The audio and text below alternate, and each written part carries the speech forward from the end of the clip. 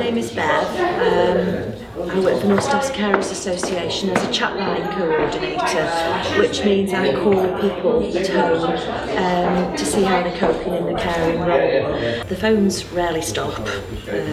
It's people calling in who might be new to us or existing carers who just need additional information or a chat. The door's always open, it's a drop-in centre as well, so people come in face to face for, again, the same things. Then of course here in the centre we have all the workshops, training workshops and different events.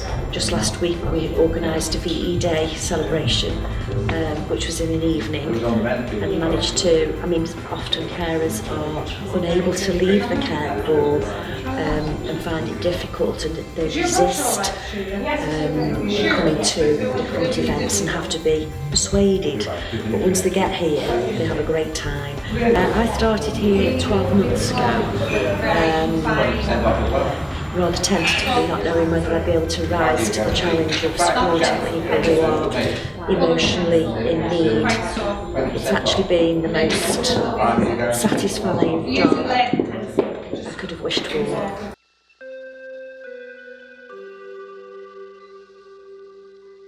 Karen Thompson, and I care for my daughter Jane. Irene Abbott's mum of Jilly, Sharon and Pete. And Pete's got no disabilities as such, and my title here at North Staffs Carers is Short Respite Break Coordinator. This is Carol Sutton, and I look after Kieran Sutton 24 hours a day. My name's Jess, I care for my mum and dad. Hello, I'm Alexander Gratty and I care for my little sister. I'm Vivian Slater and I care for my husband Philip Slater. My name's Mark Turner and I'm a role as a carer for my mother. My mother's 81 and suffers with osteoporosis.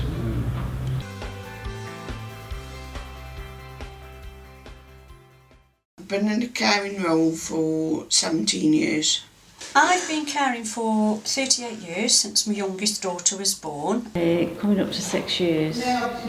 We've actually had Kieran with us originally for about 2 years. Well, my son was having extension built because of Kieran. I feel as if I've been in a caring role all my life. But I suppose knowing that I was a carer, perhaps 6 years or so, I'm just a caring person. If there are any lame dogs or stray cats, I'll take them in. If there are any lost causes, I'll have a go at helping them. I took on the Bevan Boys role about 25 years or so ago and felt that they hadn't had recognition for their part in the war. And I managed to get some recognition for them. I'm still working with them, and they put me forward for an MBE for my efforts. So I guess I'm always helping somebody somewhere. Well, since about 2003, for quite a few years now.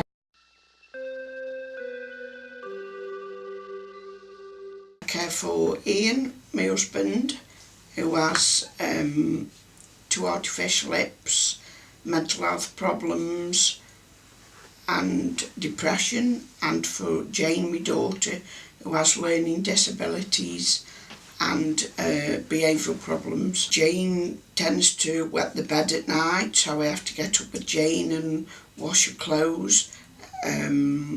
She misbehaves, so I have to go everywhere with Jane and generally cope with her all the time, and Ian just to be there in case he needs his bags changed if he can't change them. She was born with cerebral palsy, and when she was 3 we realised that she'd probably got a learning disability as well. So I've been caring for her for 38 years, but the caring role increased greatly 10 years ago when my elder daughter was diagnosed with MS at the age of 32. So the caring role became double and very hard from that time on. And my elder daughter also suffered a stroke 2 years ago. Kieran's got full dystonia, neurotransmitter disease and severe learning difficulties. which entails basically he's a baby. He can't sit, walk, talk, feed his sock, which is what mainly I do. Like it can take a couple of hours to feed him. Sometimes he'll eat, sometimes he doesn't. We have to bath him. He has to wear nappies all the time because he's incontinent. His mental age is probably about between 2 and 3 years of age. So he's limited what he can do and what he realises. I care for my mum and dad because my mum's got scoliosis and my dad's got epilepsy. My mum can't walk, so she's in a wheelchair. And my dad, he has fits, so he ends up in hospital all the time. I care for my sister, Alana. She's blind, she's autistic, and she can't think properly. This is all because she was born at 24 weeks prep and weighed £1.8. And what I have to do, I have to help my mum and dad to I don't know how to say, like, to help care for it, like, to stop getting stressed out. So I have to say, like, give up the Xbox. So I have to give up my time, and that's it. It came as a bit of a shock. My husband went into hospital for a heart operation, and they asked me if he was rather confused afterwards. And of course, the shock of the operation didn't help, and I made allowances, and I said, no, I think he's all right. But I did notice a decline in his ability to map read, and he didn't seem to understand certain things. And a relative who visited us suggested that I see the doctor and perhaps we got into a memory clinic, as she'd seen signs that she'd had with her father.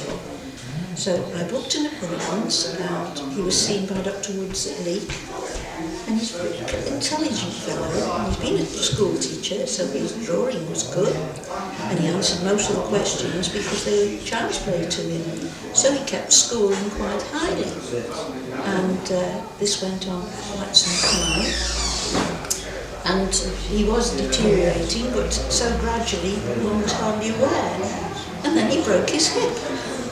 And he was taken into hospital for the hip repair.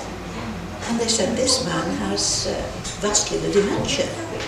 How are you coping with him? And I said, oh, as usual, you know, just do cope.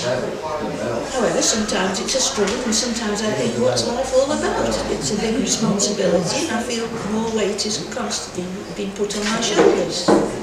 Anyway, they kept him in quite a while because they felt he was being so difficult. I would have great problems dealing with him at home. His hobbies involved motoring, motorcycles, cars. And so not to drive was a very difficult thing for him to accept. And he fought against this bitterly. However, I pretended the keys had been given to the doctor until he'd recovered. But eventually I had keys available to him. But we still managed with his hip to let me drive. And it's been a constant battle ever since to keep allowing me to drive. He's got osteoporosis, it's been deteriorating condition for, maybe 8 to 10 years. Get no practical support whatsoever. We do get lots of practical support with the roles. I think probably because I know the system with my youngest daughter, I know who to go to and who to ring and what to do. We get practical support from the outside agencies, obviously, like social services, care agencies, that sort of thing, but we do get a lot of practical support from local charities and so on. We get social services helping to wash her and dress her twice a day, but I'm the main carer. My GP knows about the caring role and responsibilities for my husband, but not for Jane. GP's aware of the caring role, simply I think because of the system that was put in place quite a few years ago by actually North South Carers Association for GPs to become aware of carers. And many years ago we had a little green card to say, you know, I am a carer when you go to the GP and so on. But fortunately we have got a very good GP practice and they are very supportive. Yes, yeah, but yeah, like depending which doctor you see, you have to explain it every time, because not all of them know. It depends if you have to go in and see the same doctor or a different doctor, which more often not you have to see who's over there at the time. Not really. In fact, I'm overdue by at least a month for a checkup. But I haven't got time to go and to make the appointment. And I did come to one of your sessions here, what do they call it, a therapy session. And I had, I think it was a pinched nerve or certainly a very painful ankle, knee and hip.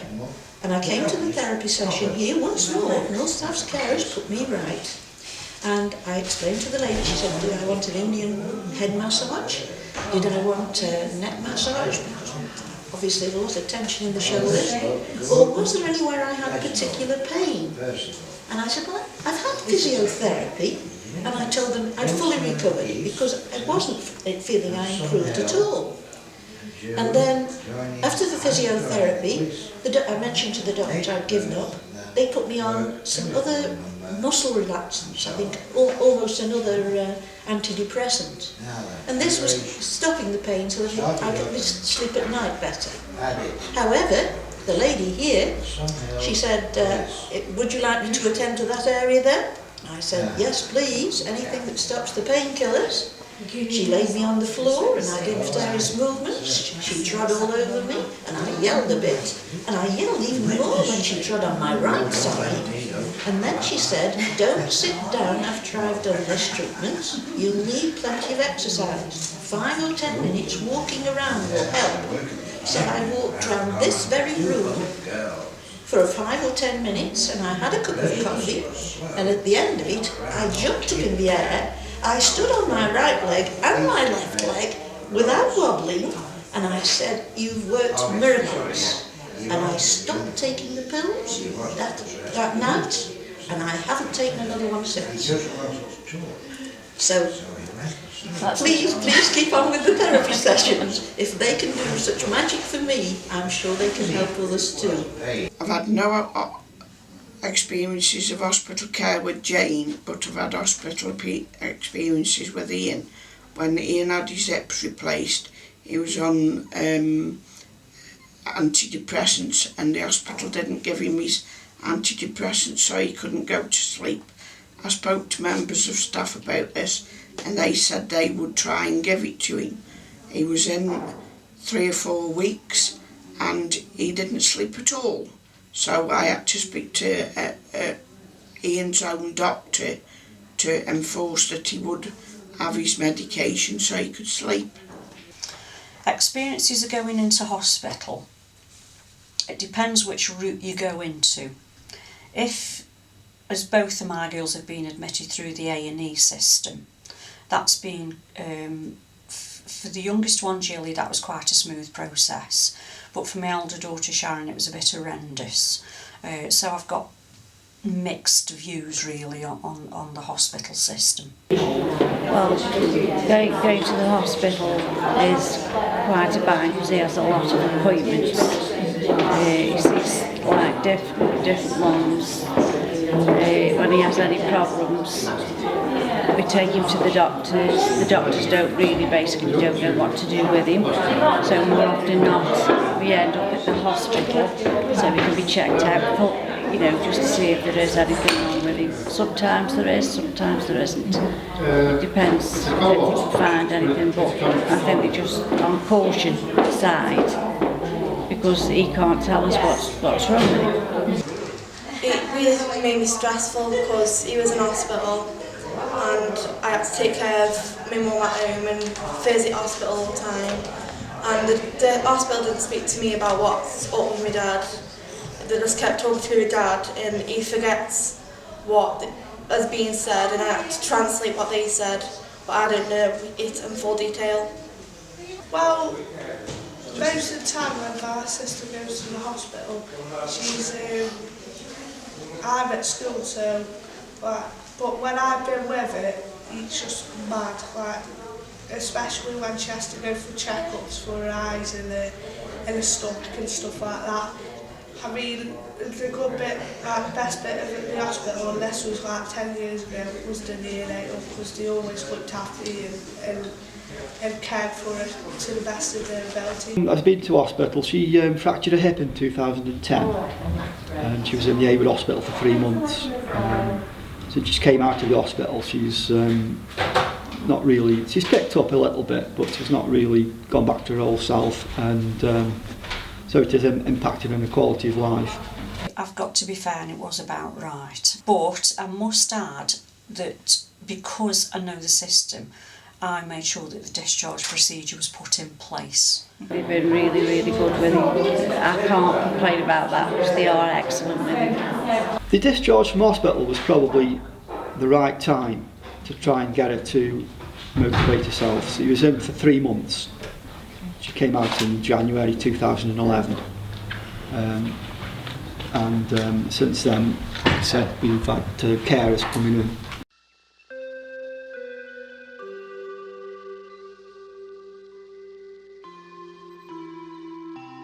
The caring of my health is that I get very stressed.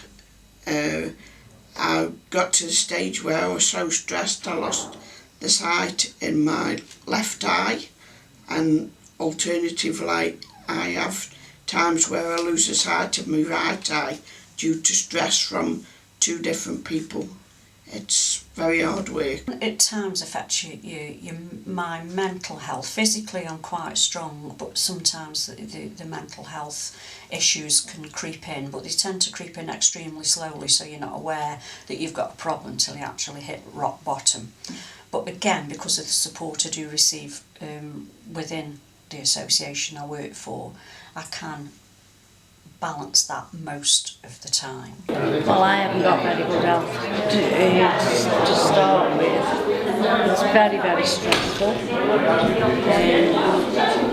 We find on top of caring, the paperwork that's involved is absolutely enormous, which a lot of people can't spell or don't know how to letter. The forms are quite bad as regards understanding them. This is where North Staff's carers come into, which have been absolutely fantastic. Which carers need people like you to help them out, to take some of the stress away. I don't sit down and eat a meal because I'm busy feeding Kieran, so because it takes a while as well.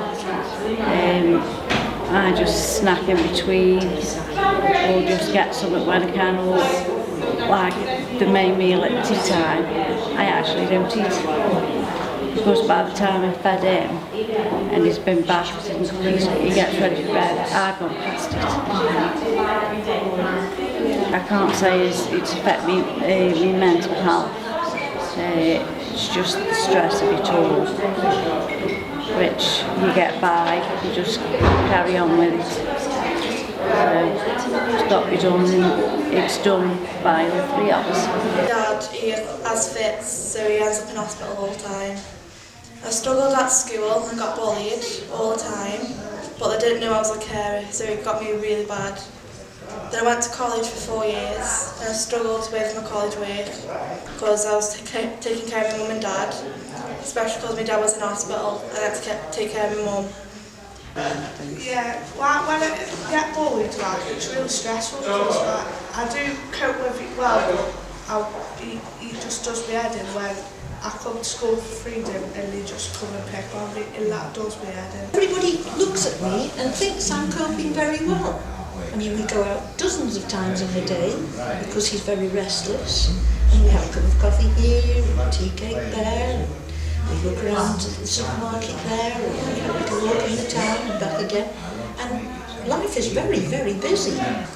However, I've had a few breakdowns, and I know that I don't have any reserves. I'm on a knife edge. Everybody came to see us soon after he came home from hospital, and they all thought we were doing very, very well. His pills were by his breakfast plate in the morning, a glass of water, everything seemed to be running smoothly. I managed to take him out a lot and keep him occupied because he's a very active person, and social services ticked all the boxes, so I didn't need any help, or everything was fine. And then I went to the Approach Cafe, where they told me about the North South Carers Association and other available resources that I hadn't known of before. And one of your staff, Christine Morgan, came to see me. And it was on a day when he particularly wanted to get into the car and drive. And Christine actually saw him turning quite violent very quickly with me and realised that I'd got a problem. So I don't have any backup. And on my carer's form, when it says who do you contact in case of an emergency, it's blank.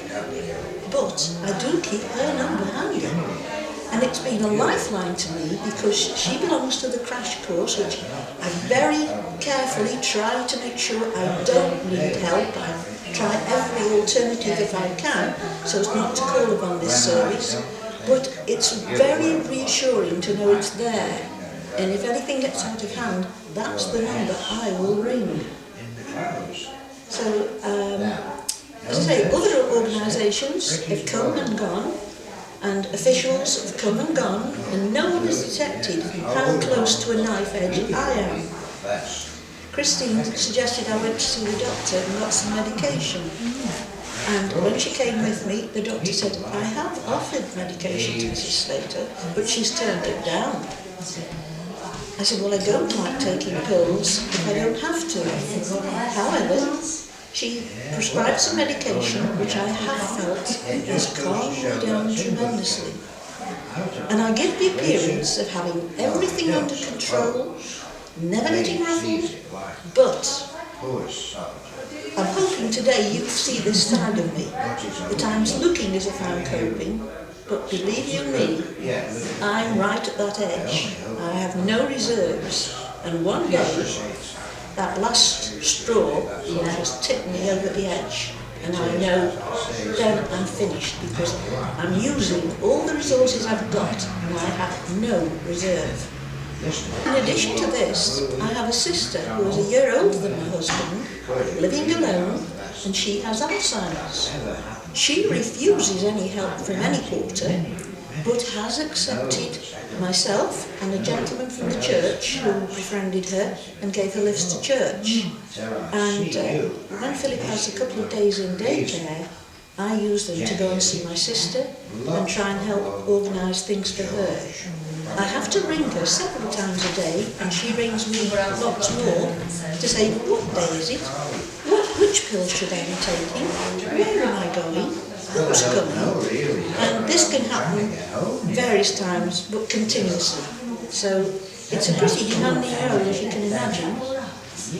And North South Carers, I feel, must go on, because the staff they have seem hand-picked. They've a marvellous team, and each one of them is so sensitive to people that they're dealing with, but I think only they are getting through and realising where their need is. So please, please keep going, North Staff's Carers. You're my lifeline. You really are. It can be very stressful. You don't have the time. And mentally and physically, especially mentally, it can impact on your life. My quality of care in the next year or so will stay the same or even get worse. I can't see it getting better because as you get older, you can't cope with the same things. So I would hope that it would stay the same.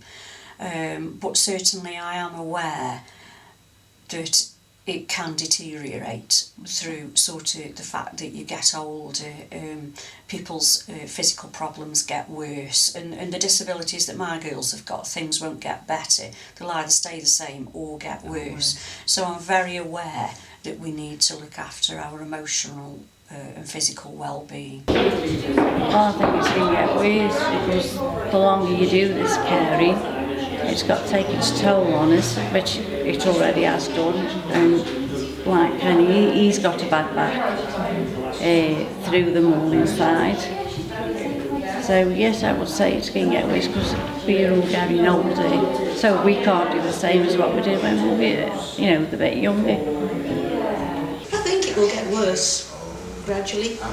People close to me do notice, and I'm fortunate there that I have a neighbour who works for Age Concern, keeps a watchful eye on me, but knows I'm a very independent person and I try to manage on my own.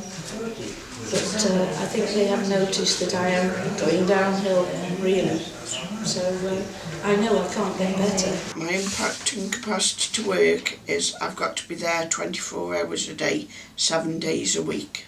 I'm able to work 2 days a week, and that is simply from the fact that North Staffs Carers Association, who I work for, are very, very understanding of my caring role. If they weren't as flexible, I certainly wouldn't be able to hold down a job. Yeah, it has impacted on the job. It means that I'm unable to work at the moment because of the amount of time I have to put in caring. So it has, yes.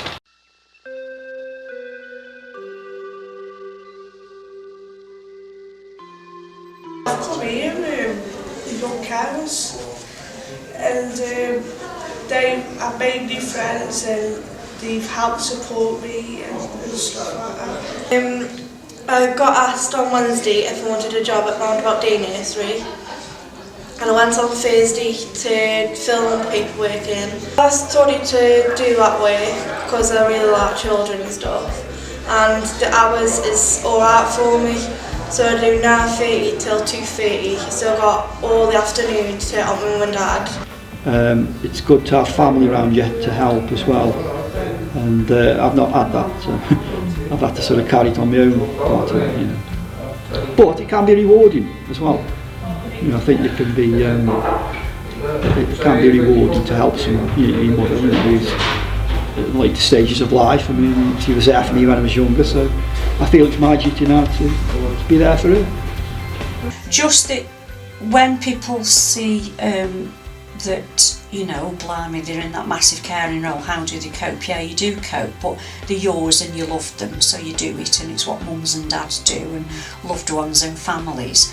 But to enable us to continue within this caring role, we need the support that we're getting to continue and keep on an even keel, on an even level. And we do worry about sort of the economic climate and, if packages are pulled and this sort of thing, but family motto, deal with today and worry about tomorrow and get on with it, basically. So my advice to any carer would be try not to look too far in front, because none of us know what's going to happen. Just try and level it out and live for today, basically. Very fulfilling to be able to know you've helped someone, and every day in this role I'm thanked for what I do.